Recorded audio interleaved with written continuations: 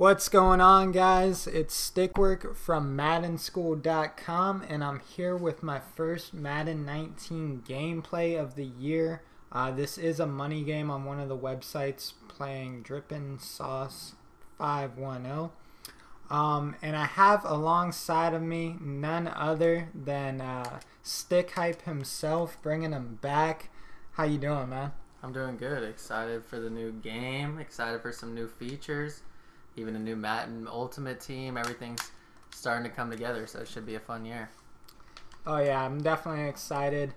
I'm already loving the game, and I'm pretty eager to play at this point. Okay, so obviously that you know a little bit more than most of us. First things, like first impressions about this year's game, what do you got?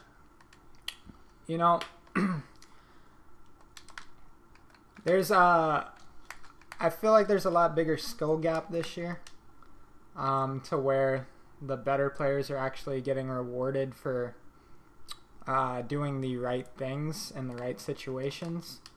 Right, so having the playbook and having the play. Wow. Oh boy. That We're hitting early and often today, baby. So you're saying having the right playbook, whether it's an ebook or whatever, and actually having a scheme is going to definitely take over instead of kids kind of getting not lucky, but not having a game plan going into it. It's going to hurt you. Right, exactly. And also getting punished for making wrong reads, throwing at people. That ball's going to get picked off, stuff like that. Right. And yeah, on the offensive side of the ball too, for me it's been a little tougher to score than most years, and you got to really make the right reads. You got to play smart, take your points when you can. Also, I think running the ball in this game actually requires a lot more skill than it has in the last couple years past. Are you talking more of just stick and actually finding your hole and following blocks, or just because when I played it a couple times, it just seemed like the animations and everything, it seems like the running backs don't get that quick jolt. Right, like I'm saying, like it actually requires a good run stick in practice, and for you to actually be able to find the holes and not kind of just run wherever as you see that hole closed quickly.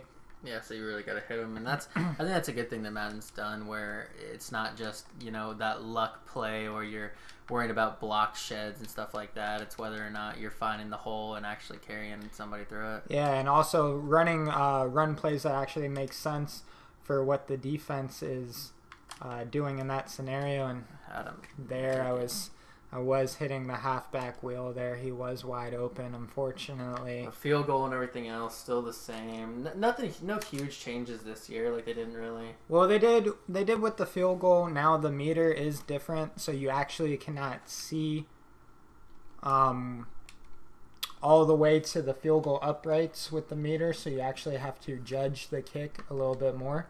Oh, so you're saying the distance? Not necessarily the distance, but it used to be kind of. It would show you exactly where the ball is going to go. Now it doesn't do that for you. You actually have to kind of judge your kicks. Yeah. Alrighty, so on defense, is this your go-to right now? Is it going to be out of the nickel? Yeah, out of the nickel normal, which is actually in our that was a weird play. It's actually in our Detroit Lions defensive ebook, which is located on MaddenSchool.com. You can sign up for Madden School Unlimited and kind of get that yearly subscription, or you could just buy the ebook itself. Kind of up to you. Me personally, I think the full year subscription would be the better deal if you're looking to really grow as a Madden player.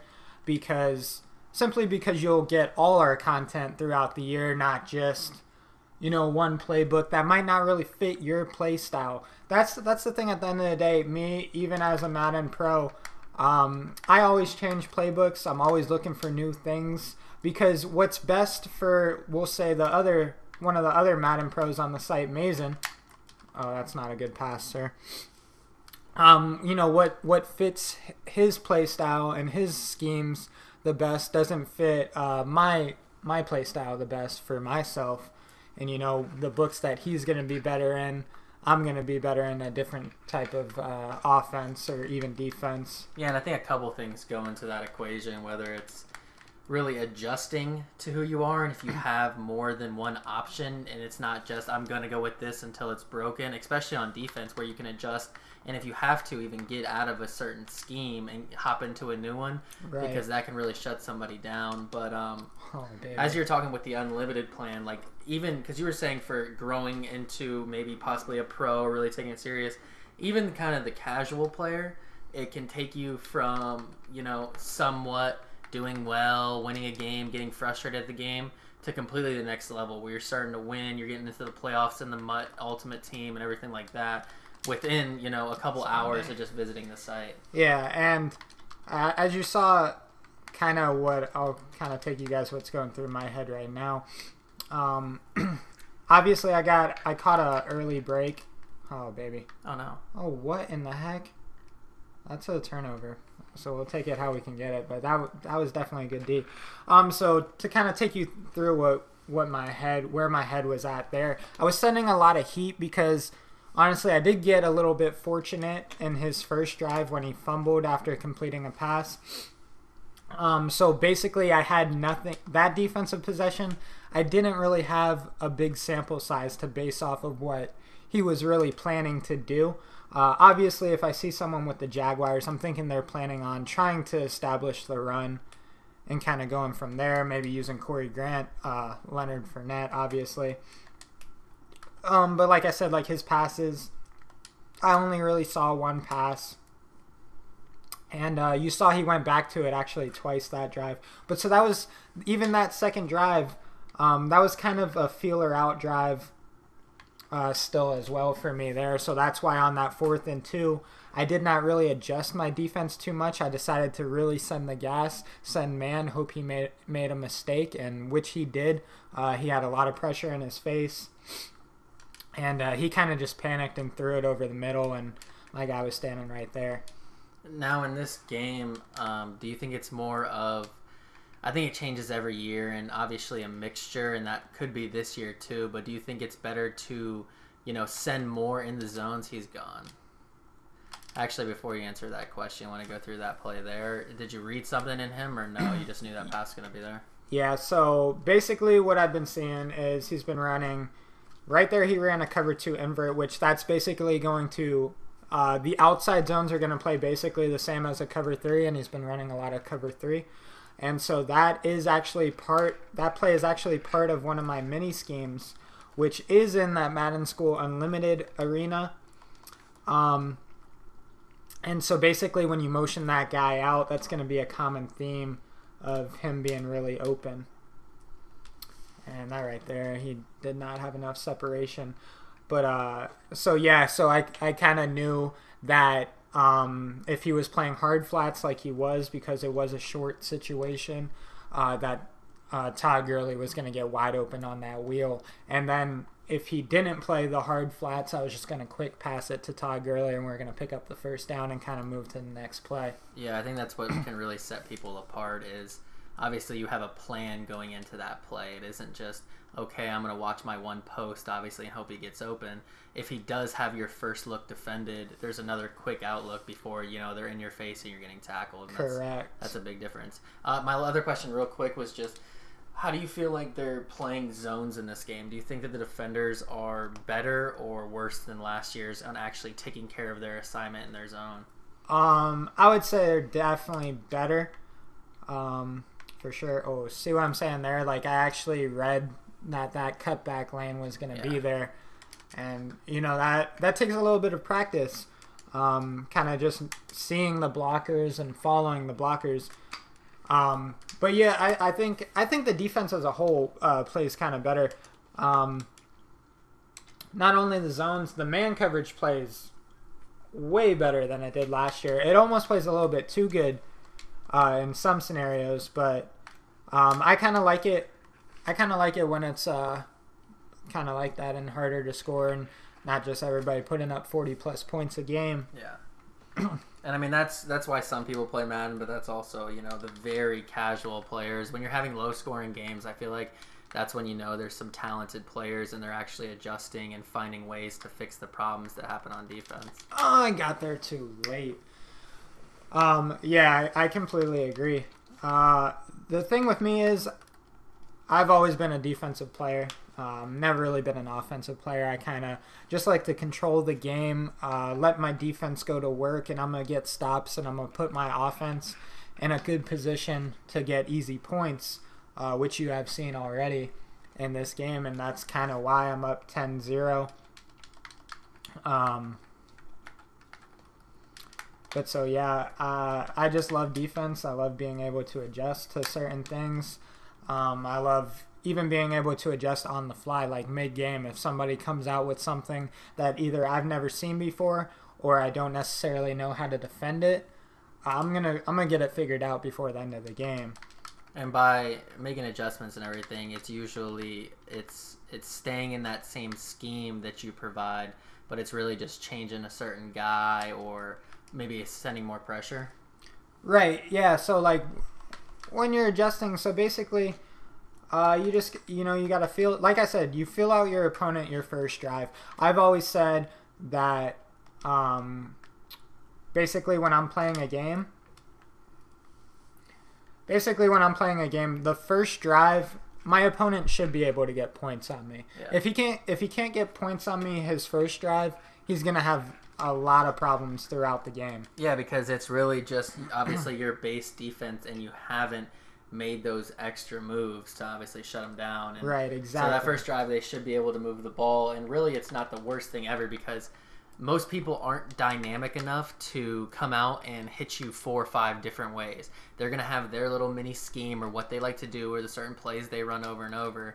And once you can kind of sniff those out and make adjustments to them, then you put them where they're in panic mode and kind of switch stuff up. Right, exactly. So as you see, he's went to verticals out of bunch quite a bit. And so you see I'm just going to start adjusting to it. He wants to hit the tight end on the little, I guess you would call it that, like a mini tight end wheel type thing, or the route over the middle. And so we're going to bottle that up. He's went to it just too many times. Pretty quick, too, and if that happens, then some of these longer plays can't really have time to set up. Now, obviously, you're playing with the Rams here. Do you think your go-to team so far, or what would be your top 3 so far? Obviously, there hasn't been any updates or anything crazy, but top 3. That's a good question. My number 1 team, I love using the Falcons. He, unfortunately, on the website that we are playing for currency, banned the Falcons for this game. So I was not able to use them. And I decided to go with the Rams. I would say the Rams are probably my 2. That's a good pass right there by him. I would say the Rams are probably my 2. Just because their defense is great, and then they have a lot of weapons on offense as well. The Falcons are just kind of a different breed. Their offense is so dynamic. There's so many players on there that can just completely torch you in one play, whether it be Devontae Freeman and Tevin Coleman at the running back spots, or whether it be Julio Jones and Calvin Ridley over at the receiver spots, and then they have Matt Ryan as well, chucking the pigskin around. And then their defense is pretty good as well. They got a lot of fast guys at the linebacker core, Deion Jones, a lot of good guys to user that are maybe just underrated. Overall sometimes doesn't really hurt you on defense. Exactly. And then they got Vic Beasley in the pass rush, stuff like that. And then, let's see, a third team. We'll go with a sleeper team. Let me try to think.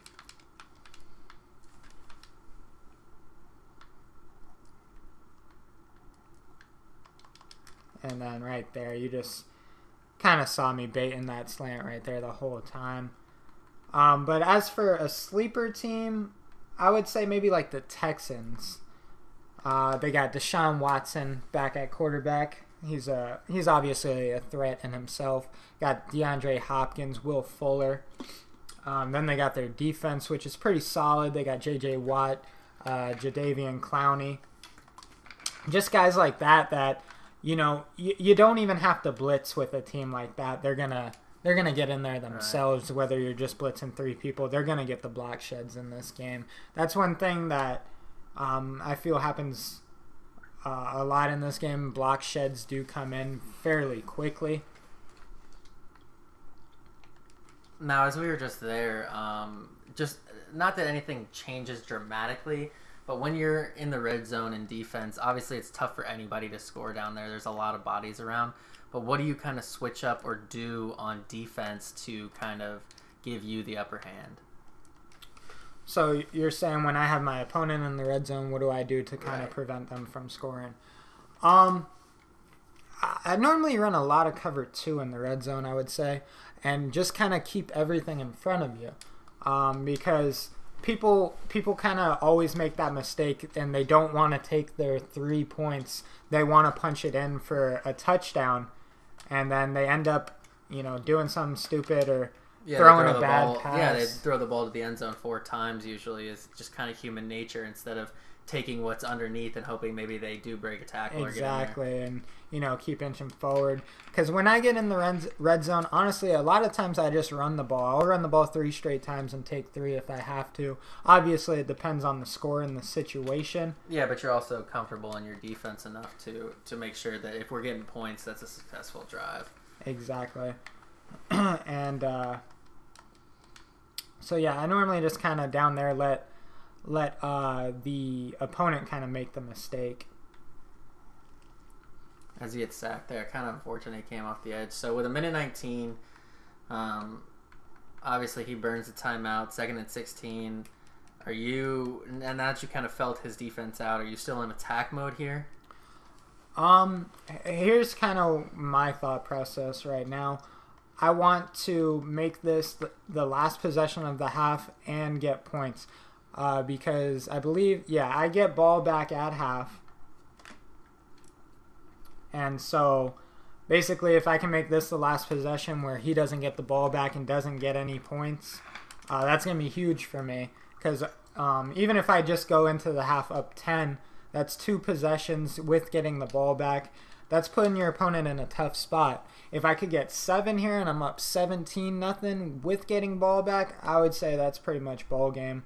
I don't see myself. Kind of an unfortunate block shed. Yeah, there. definitely an unfortunate block shed. But here's something that a lot of people kind of struggle with. Here, I'm gonna let this tick all the way down, and I'm gonna punt him the ball. He's got no timeouts. He's gonna have 20 seconds.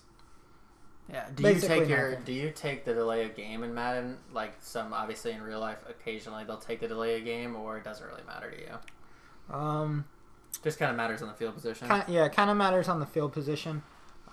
With the Rams punter, he's probably the best punter in the game. You can definitely do that with him. This guy could probably kick 70 yards himself. So either way, this field position is going to be flipped.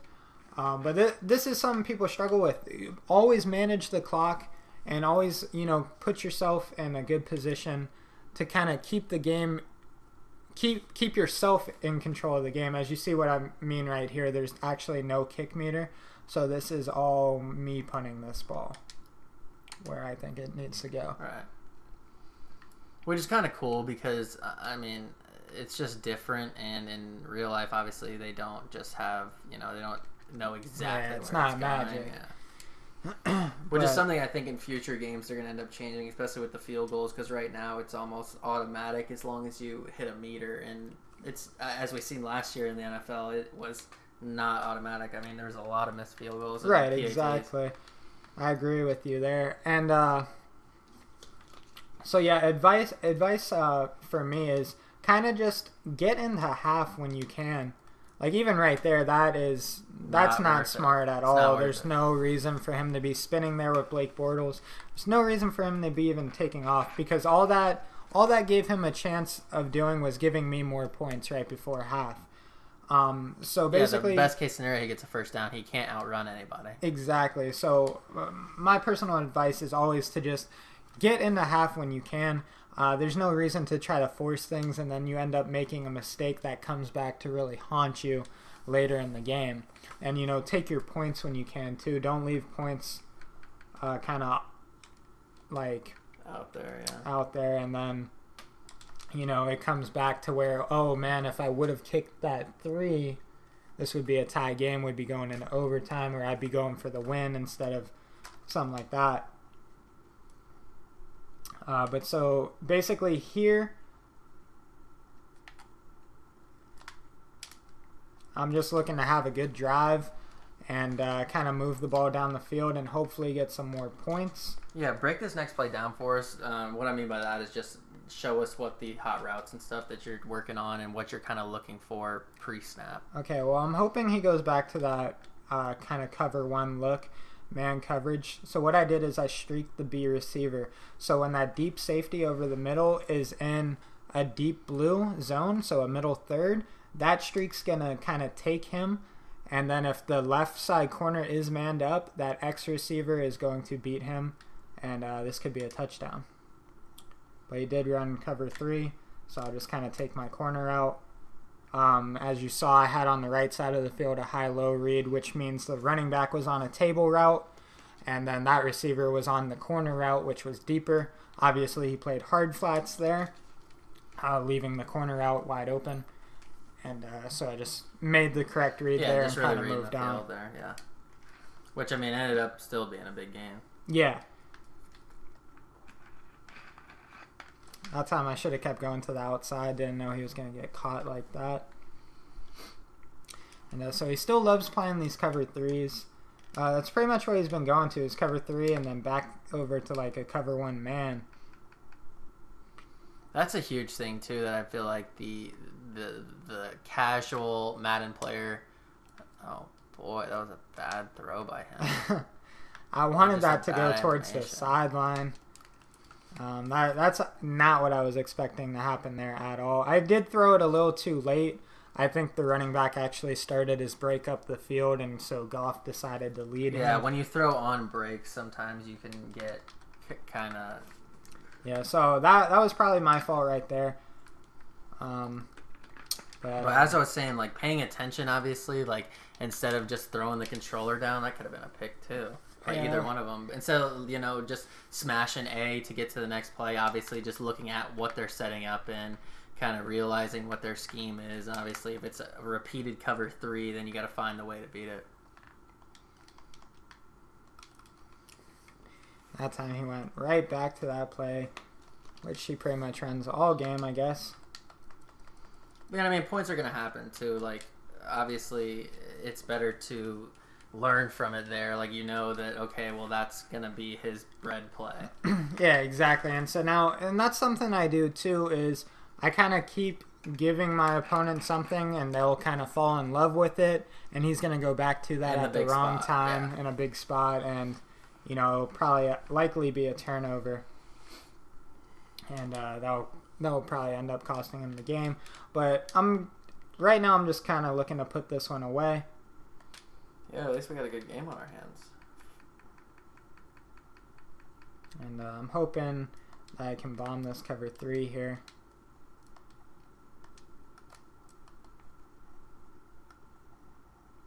Oh my goodness, we're moving. My guy jumps off sides. That's okay.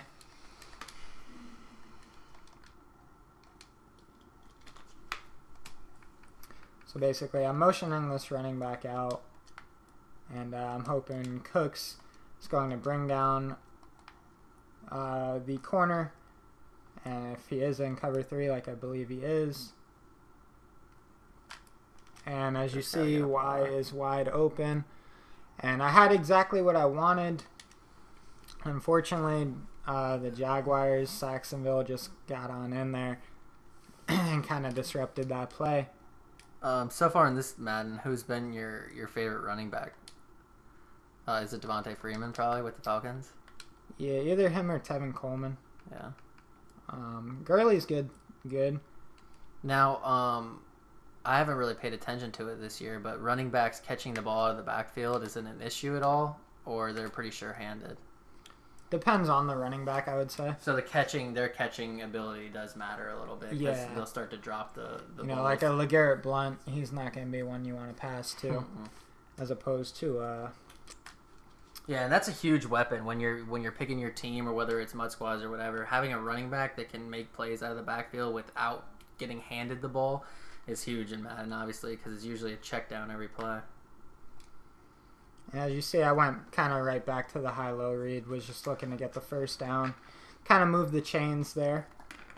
And as a good player too, obviously you're aware that now you've gashed him for 20 or 30 yards on that same play. So eventually he's going to make that adjustment, you would think. Obviously you keep going to it until he doesn't, but you have to be careful and know that, when he makes that adjustment that it can turn into a turnover. Exactly, and he'll try to take that away at some point. I mean, a good player normally would try to take it away, obviously, eventually. Yes, I mean, some players, at the same time, some players don't know why or how to stop certain things, so. And some people just get plain stubborn. And, yeah. As Ty Gurley really lowered the I thought he was lowered the head there. Smooth over and keep going. Yeah, he almost should have kept going with that one. Thought he could have, but I guess just couldn't. Wow, and that's a All-Star or Pro Bowl tackle you have out there that's getting blown by all the time. Yeah, I don't really know what's up with him. Got him. Oh no. Sir, Todd, we got to haul that one in. That one is unacceptable. Yeah. He's gonna have to run some sprints after the game. If you could redo it, would you possession catch maybe and go straight to the ground? Yeah. You go back in time. I mean, I guess if I could go back in time, hindsight 2020. But I mean, he had plenty of time to catch that usually. So. Yeah, it looked like to me he could definitely catch it and kind of turn up the field. Now the possession catch and everything is the same as last year. Possession catch, Y catch. Yeah, all the same buttons wise. I don't really like the possession catch this year. I think I don't think it really works as well as it normally would. Yeah, because it was like on any kind of 4th and 6, 4th and 7. It was pretty much the go-to last year. Yeah, last year was a little bit too much too. Like, yeah, if you possession caught, you can't even hit the guy, and it's automatic catch pretty much. And wow. I mean, that is really unfortunate.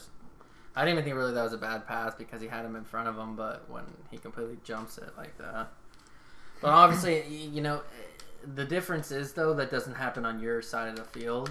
Right. So you still force him to go 80 yards to get points.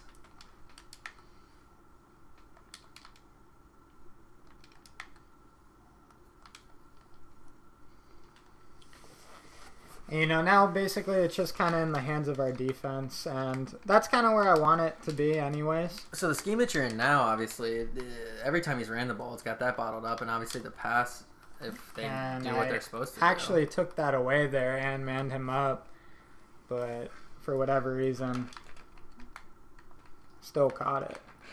So that's fine. I can live with that. Yeah, I mean they're there every time on the run, which is nice because you don't have to, make sure it's your user tackling them. Right.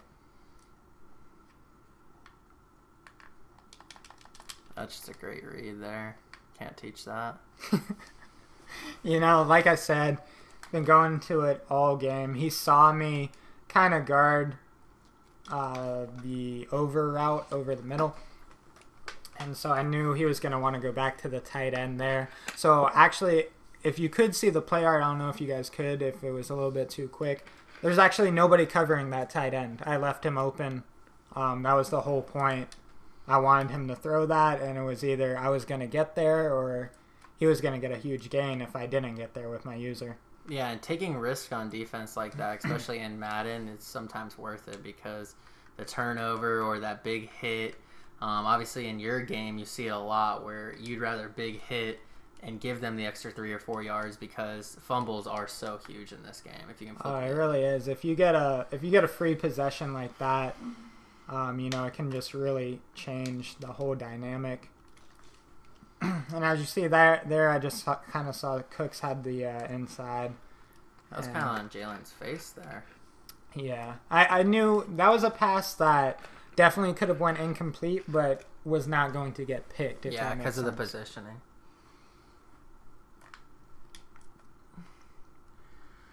So obviously here it's good.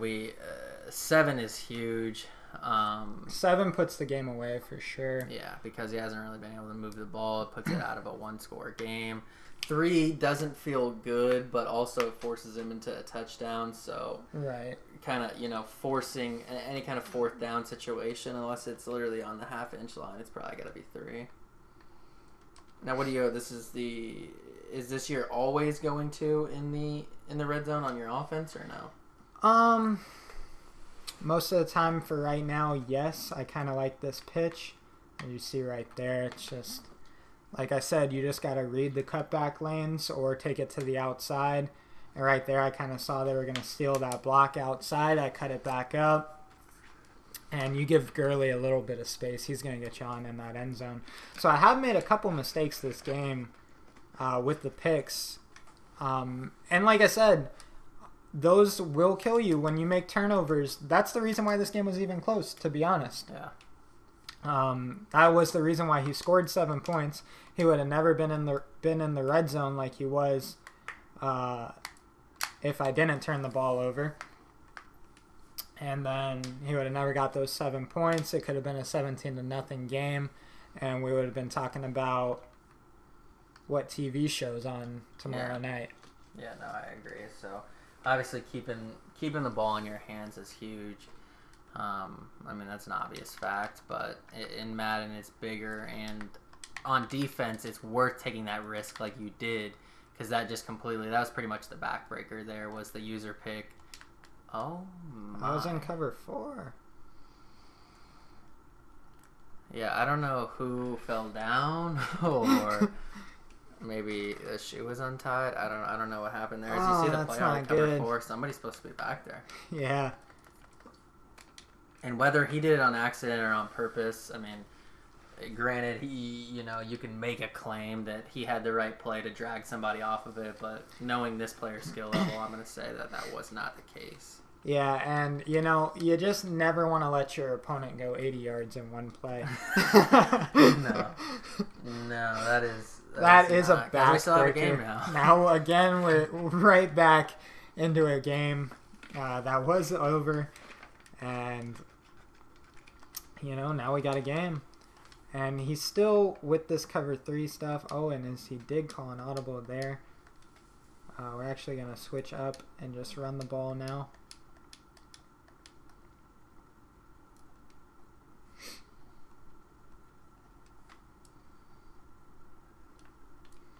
Yeah, they close quick in this game. Obviously, if you can get through the line, they get that little burst of speed and can really get into the secondary and make their moves. But I feel like the defensive tackles and the ends really do a good job of kind of shedding their block and making the tackle there. Right. So it's not as easy to just get loose.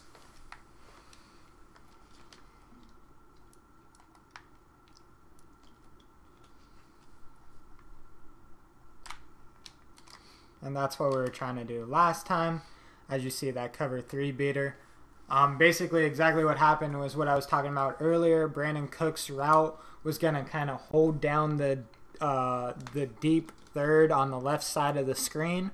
So that corner was going to stay down. That streak was going to get over top of him. And then the streak on the right side of the field was going to hold the safety in the middle of the field, leaving Ty Gurley wide open. And again, if I had a little bit more time, I would have been able to put a little bit more air under that throw.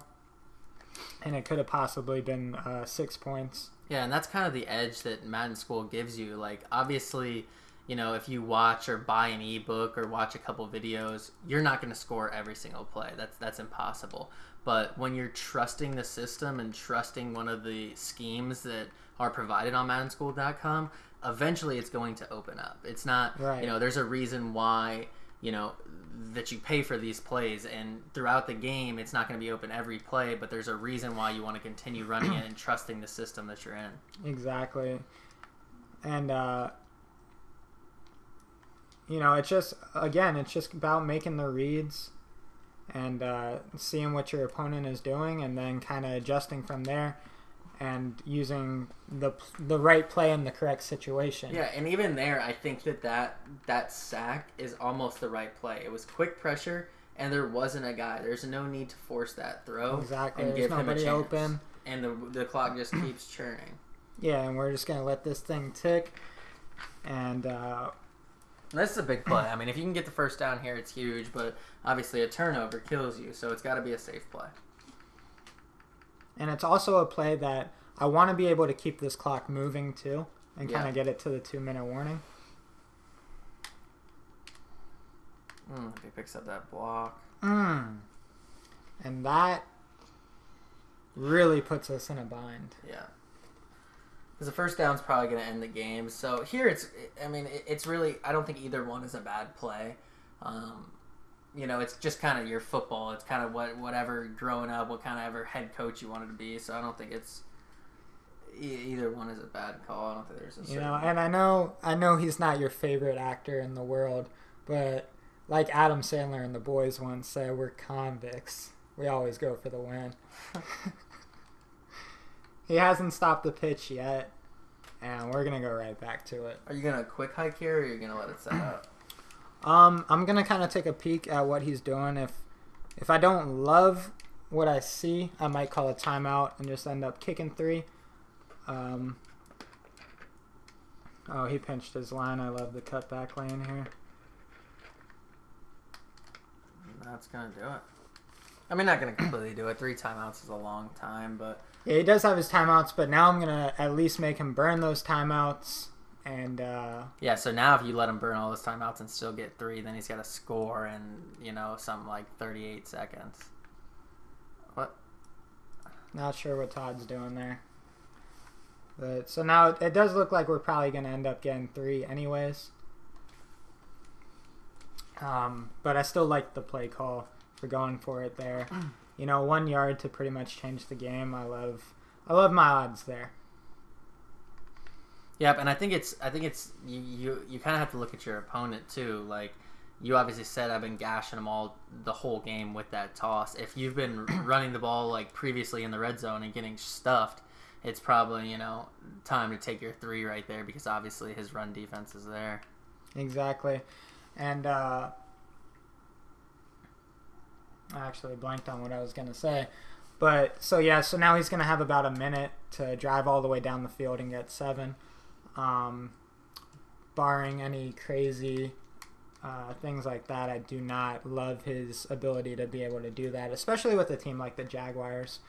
At the end of the day, it is Blake Bortles back there. Yeah, no, you got to force him, and obviously, defense is, you said earlier, is why, you're good at the game, so now you're going to put it in your defense's hands to win the game. Yeah, and, kind of going back a little bit, I remembered what I was going to say. If you told me that it was going to be 4th and 1 with 1 yard to go to pretty much seal the game, I'll take that every time. Being a pro Madden player, I should be able to get 1 yard. Mm-hmm. And then I love this scenario. Me up 6, my opponent with no timeouts. Granted, I would love to be up more than this and the game just be over. But a minute left, no timeouts. My opponent has to get in the end zone, and I kind of thrive off being a defensive player. Yeah, and I love myself being in this and spot. we know his butter plays and what he wants to go to. Yeah, so. This is exactly where I want to be, and he's just going to run 4 verts here, actually. So he's pretty much just giving up and saying, I'm going to chuck, and that's not going to work 5 wide against my defense. No. We are going to get in there, I promise. With field position, too, I haven't seen it much in this game, but it seems like you can't really get the ball anywhere on kickoffs. It's kind of just like the running game. You got to really find the holes, and you got to be able to cut. So it is possible, obviously, too, because I haven't seen any cribbed, but I haven't watched enough. I've had 1 kick cribbed on me so far. That pass should be knocked down or picked off. And that right there, I kind of got caught pressing when I did not mean to press. So that's kind of why things looked weird. And that's going to probably do it. Yeah, it is. And one of the sweetest feelings in the game is the old QB kneel. The victory formation, and when that message pops up, the connection to your peer has been lost. Feels good. Feels good to get the nice first win under the belt. And the crazy thing about this gameplay that you guys are watching is this was recorded live. So we kind of went off the top of our heads. So if you do have any feedback, drop it in the comment section. Let us know. But yeah, so I had no clue whether or not I was going to win that game or not because I was actually playing while talking the whole time. Stick Hype as my witness. So, kind of going into these games and going into future gameplays, don't just think just because it's getting posted, Stickwork must have won today. No, these are being recorded live, so you're kind of getting right in the head of me in an actual game for cash. Yeah, exactly. And for anybody that's still tuning in at this point, obviously we just want to thank you. And from Stickwork and Madden School, we really hope that this helps and that you can kind of pick up a few tips and kind of bring your game to the next level. Anyways, guys, as always, it's Stickwork with MaddenSchool.com, and I hope you enjoyed.